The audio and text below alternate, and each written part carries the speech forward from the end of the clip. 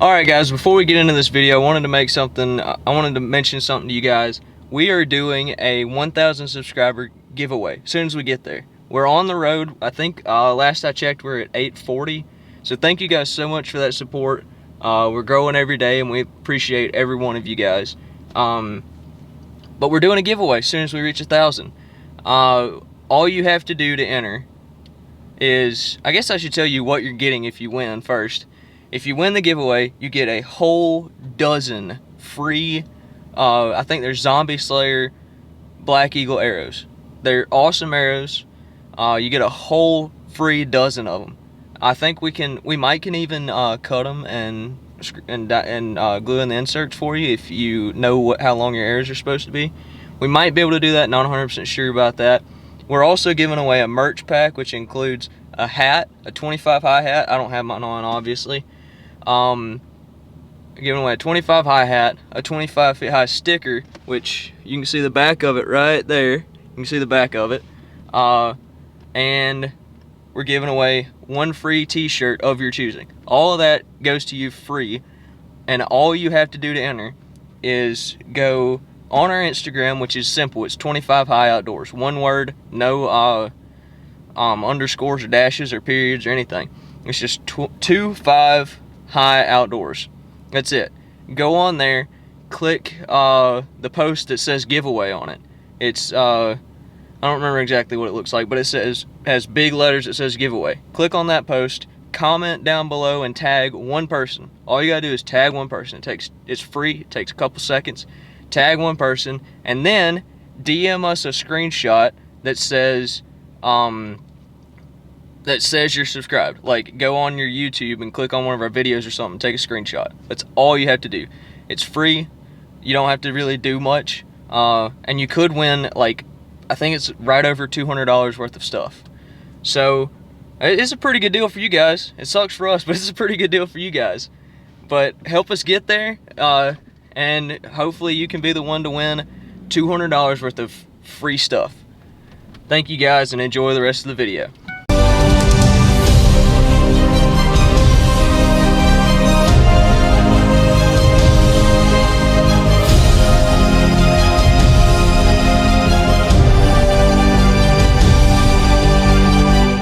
What's up guys, welcome back to 25 Feet High Outdoors. Happy to have you here with us today. Got a package in the mail today. It is that big and it's pretty heavy. I'm going to show you what's in it, and then a lot of you on Instagram, if you don't follow us on Instagram already, it's just 25 High Outdoors. Post a lot of stuff there about all the stuff we're doing.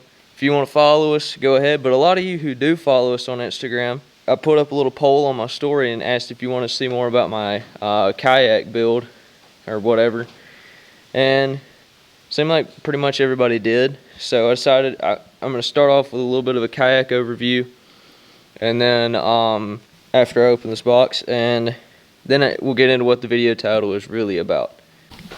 Alright guys, so got that taken care of. What it is in the heavy box is a battery. This is just a small, I think I got it off of Walmart for like 60 bucks. It's a 35 amp hour deep cycle battery. I think it's made for golf carts, so it should push a trolling motor pretty good. This is my trolling motor, so it looks pretty interesting. By the way, I did really good with my wire management up until I decided to bring it into the battery, but that's alright. The way I got this thing set up, normally it sits a lot lower than this, but it'll be fine for now. First off, I've got the wires coming out of the top, and I took the controller. You know, normally you twist the thing on there. The speed control is like on a big handle that you manipulate. So I took the wires and extended them. You can see it kind of running under there, and brought it to right here. So it's actually just like a boat. Like you push it, a boat throttle, like for a big motor. You push it forward, you push it backwards and it goes backwards. Seems to work pretty good. I don't exactly know how I did that. I wasn't filming, so I can't really explain it. I just sort of put all the colors together and hope for the best. But I also have I guess I'll explain my steering system now. I have basically just a piece of PVC pipe on a T. It's not perfect, but it works. It is got 2 pieces of paracord. I really want to get a better steering system at some point, hopefully soon. But if you come right here, I'll try to get where you can see it. You pull this, and I don't know how you can tell it, but control motor's turning. You pull this one, same thing. So it works pretty good now, but I definitely want to refine that system, get it a little bit more reliable, just a little bit better. I put a milk crate in here just because that's what all the cool kids do. If you got a kayak and you fish it over, apparently you have to have a milk crate. So I put a milk crate in there. I've got a light switch. You might be wondering what that's for. Well, if I do like this right here, I got blue lights up under my seat. Basically the reason for that is I bought them because I thought I was going to be doing a lot more fishing at night. Actually, I don't even know why I bought these lights, but I ended up putting them on my kayak because I thought I was going to do more night fishing out of a kayak, but ended up, I've never been on the water at night except to go hunting, and I don't really need interior lights for that. I thought it looked cool. I got them pretty cheap. I just threw them on there. It wasn't much work. I like to keep it really simple when I'm kayak fishing.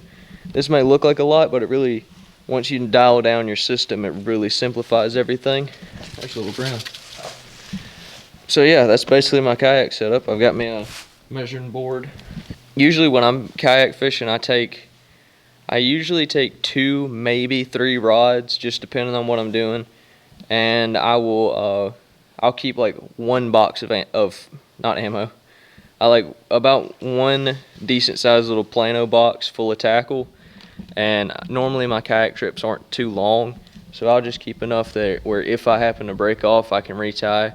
I've got, you know, a handful of different options just in case something's not working. I just like to keep it simple because the kayak's pretty simple. I don't want to be fumbling around with like $1,000 worth of tackle. I don't even know if everything I own is worth $1,000, but I don't want to fool around with everything I own while I'm in a 11 foot floating piece of plastic. There's no telling what's gonna happen. I guess I'll show you what the video is actually about right now. If I can find it. I don't even remember where it's at. Okay, here it is. I bought this thing. It's a little cruddy. I bought this thing last summer, and I never got a chance to make a video out of it. And I want to show you this before we really get into that. One more thing. See these blue skies? You see how, like, you can kind of see the sun coming through? Weather says there's a 90% chance of rain at like 7 o'clock today. Or like 6 or something, I don't know. In a couple hours. The weather says weather app on my phone says 90-something% chance. I don't see that. I don't see that happening. So hopefully I can film a video this afternoon. I think I'm gonna cut grass before I do because I really need to do that. But this is the reel that the video is about. This reel costs, I think I want to say I got this for $27. I don't exactly know, but this is the fastest reel you can buy on wish.com. I tell you what, I'm actually going to pull it up real quick. Let's see. I'm actually going to pull it up real quick on Wish and read the description to you. So what I know right now, before I get to the description, is it's got brake system, magnetic brake system on this side. Alright, yeah, you can see the magnetic brake system. It's green and black, it looks kind of cool. It's got, you can see it right there. It's got all your adjustments.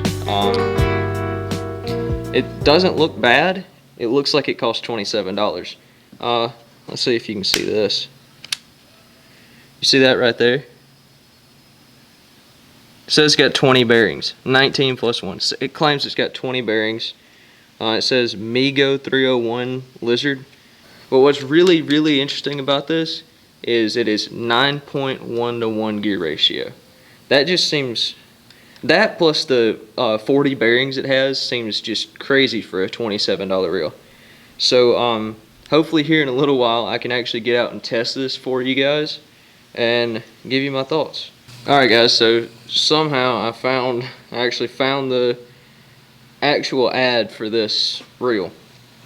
Let's go ahead and read it. Bait casting reel, fishing reels with 19 plus 1 ball bearings, with 18-pound drag power, 9.1 to 1 gear ratio casting reels. Description. It basically just says the same stuff. Light design, lightweight and firm texture, allowed long time working without fatigue. 18-pound drag power, strong drag power, easily catch big fish. So maybe this will help us catch a big fish. U-type rocker. I'm not even sure what a rocker is. Maybe that's just this thing, the button. I don't know. V-type spool, aluminum alloy material, light and strong V-type design, increased line capacity, precision metal parts, metal spindle, metal bearings, metal spool, metal gears, widely used, suitable for bass, that's good, pike, trout, catfish, mandarin fish, and so on. I don't know what a mandarin fish is, but maybe we'll catch one of those guys today. So I got to take care of some stuff before we go fishing, but I will see you guys in a little bit, hopefully on the water. Who knows?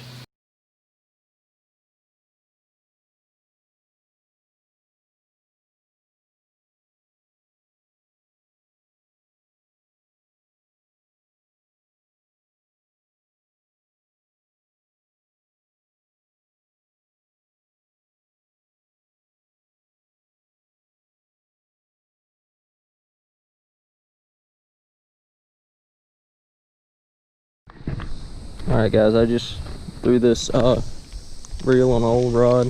It's a 7-foot heavy. I've got 14-pound mono, I think, on here. I just saw something blow up right there while I was filming some B-roll. So maybe they're a little active in here. I'm gonna stay back a little bit. Definitely need to adjust this reel. A lot of gunk in here. But just using a little snagless Sally. This is one of my favorite spinner baits. I feel like these are very underrated in the bass fishing world. This video is not about that, it's about the reel. Maybe we can catch a fish today. Ow, I stabbed myself. So one of these handles is really sticky, and this one's fairly loose, which I have a Shimano that does that too, but it doesn't feel this cheap.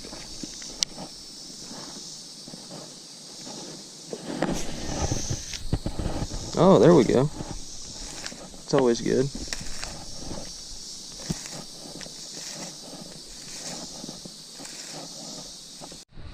Well, we finally got the backlash out. It went pretty deep. Oh well.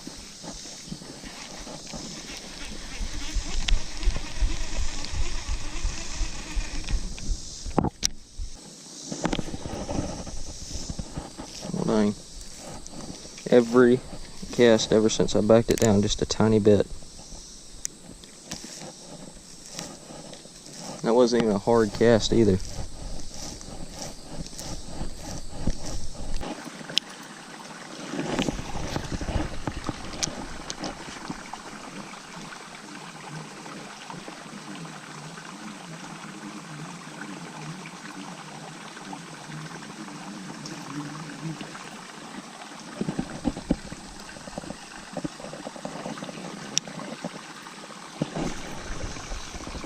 Up again, and that was the same like type of cast as every other one. Interesting how much this Baitcaster backlashes.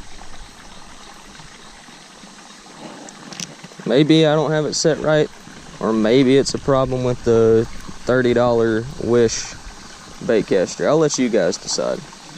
Another thing, as for speed, I'm slow rolling this pretty slow, and it's still, I mean, I don't really know if it's actually acting like a 9.1 to reel, or 9.1 to 1 reel is supposed to. It seems pretty fast. I mean, I can crank it in, but I don't know, it doesn't feel any particularly faster than any reel. Maybe it's just because I like to use fast reels. I mean, I have a Corrado XG, so, and that Shimano Accents that I like so much, those are fairly fast reels, so maybe it's got something to do with that. I don't know, What I do know is it doesn't seem like super fast like I thought it would. So who knows if it's actually a 9.1-to-1 gear ratio. Another thing, I don't know if these bluegills are still bedding. There's still some gills really I don't know if you can see it, but right over there Mike can see there's like a little tiny shallow flat and a couple little holes. There's bluegills still on it. I don't know if they're still bedding, but if there's bluegills really shallow or bedding on beds, you know, always fish. There may not be a bass there, but there usually is a bass just off of a drop off or something near there. And luckily for me, I do have I just cast over a tree. But luckily for me, I do have at least a drop off right here. There we go. There is a drop off right next to those brim beds, which usually means there should be two casts in some tree. Usually that means there's a bass chilling just off of that drop off, waiting on a little tiny bluegill to come off of that bed. Dang it, 3 casts in that tree. Another bird's nest. I don't know if this adjustment does anything, but it's very sticky, very difficult to move. Normally they're pretty easy even when they're fairly tight. Honestly, so far this reel feels way better than I expected, but don't take that to mean that I think this is a good reel. It feels about on par for like a $30 Walmart reel, but I don't think this will last as long as a $30 Walmart reel. There's a carp. Big old grass carp right there. I've had grass carp follow spinnerbaits before. That one didn't. But I've had them follow them before. That would be a cool catch on this. Really test that 18-pound drag. I don't know where these bass are hanging out. Usually they really like spinnerbaits. I might need to switch to something on the bottom.